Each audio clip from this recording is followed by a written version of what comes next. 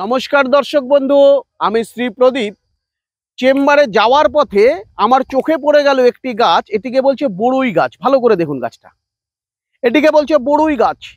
যাদের বাড়িতে ভাড়াটিয়া বসে রয়েছে, দীর্ঘ দিন ধরে ভাড়াটিয়া ভাড়া দিচ্ছে না, তাকে তোলার জন্য বহু চেষ্টা করছেন কিন্তু তাকে তুলতে পারছেন না, কি করবেন?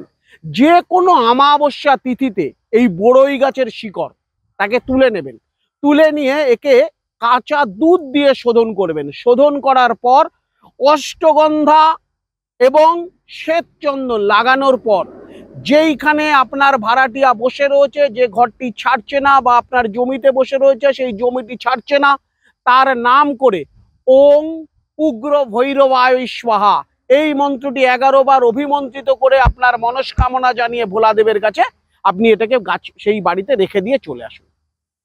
এই বড়ই গাছের এতই ক্ষমতা, তাকে ওই বাড়িতে কিছুতেই সে থাকতে পারবে না, আপনার বাড়ি ছাড়তে সে বাধ্য হবে। দর্শক বন্ধু, ক্রিয়াটি করুন, সুফল পেলে আপনার মতামত আমাকে জানান। নমস্কার দর্শক বন্ধু, জয় মহাকাল। সুস্থ থাকুন, ভালো থাকুন।